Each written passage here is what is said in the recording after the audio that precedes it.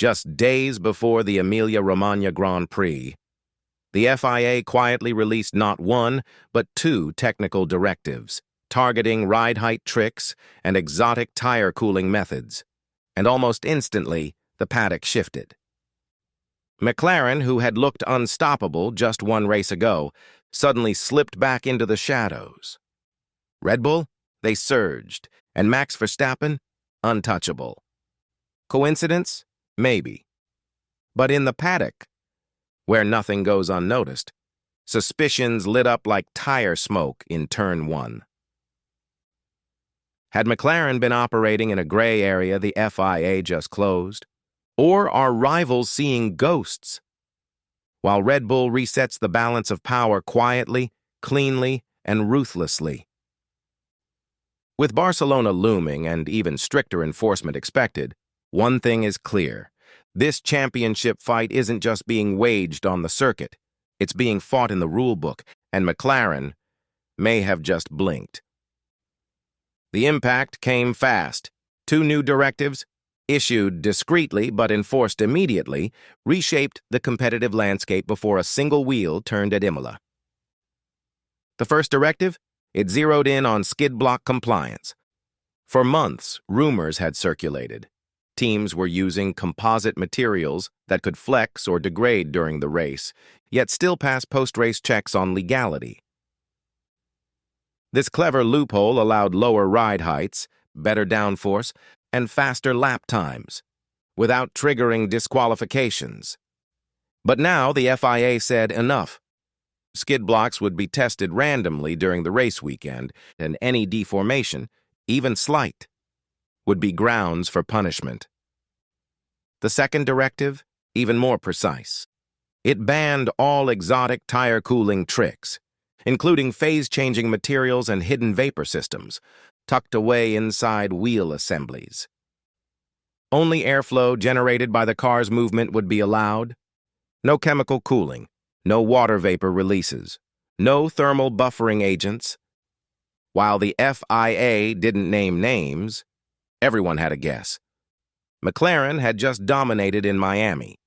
Their tire management, described by rivals as unnatural.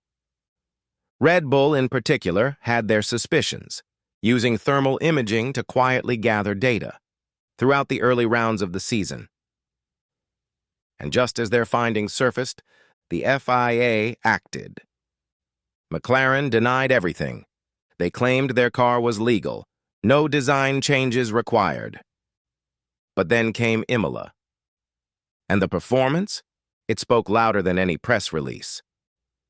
Oscar Piastri, who had taken a sensational pole, was overtaken immediately and never recovered. Lando Norris, so sharp in recent races, struggled to stay near Red Bull. Gone was the control. Gone was the consistency.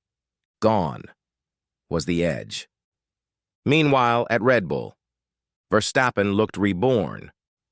His RB21 rotated crisply through slow-speed corners. Rear tire grip, once a weakness, held strong. It wasn't just a win, it was a reset, a reminder. Christian Horner said, "This wasn't about others slowing down. It was about us, finding our rhythm again." Helmut Marko was even blunter. "Let's not pretend the changes didn't help. But our upgrades made a real difference too." Translation? McLaren dropped. Red Bull rose, and everyone else took notes. But inside the garages, it's not just about performance, it's about psychology. McLaren had spent weeks building momentum. From Saudi Arabia to Miami, they looked bulletproof. Now, cracks are showing. And it's not over. Sources close to the FIA say Barcelona will bring another layer of scrutiny, this time aimed at flexi-wings and illegal aero surfaces. These parts, if cleverly tuned, can deliver huge straight-line speed without sacrificing grip in corners. And several teams, including Mercedes, Aston Martin, and yes, McLaren Dash, are in the spotlight. McLaren's new front-wing concepts have already raised eyebrows among simulator engineers and analysts.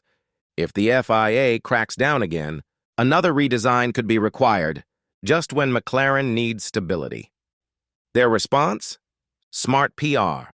Shift the narrative from rule-bending to rival envy. But in Formula One, perception is power.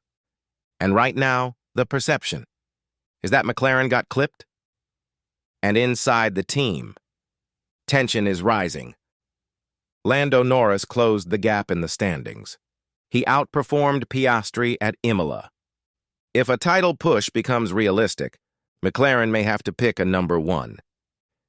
Do they back the consistent fighter or the pole sitter under pressure? Meanwhile, Red Bull, they've seen this movie before. Whispers, rule changes, regulation resets. And every time, they adapt. If McLaren can't prove their success was built on brilliance, not loopholes, they won't just lose pace, they'll lose credibility. Because in Formula One, it's not what you can do. It's what you can keep doing when the rules change. And at Imola, the rules changed. Barcelona is next. The war, technical, political, and psychological, is just getting started. So what do you think? Was McLaren hit harder than they're letting on? Or is Red Bull's bounce back just perfect timing? Drop your thoughts in the comments. And if you want more brutal, no-fluff F1 breakdowns like this one, tap the next video. Because this season, with hidden tricks and shifting power, is just heating up.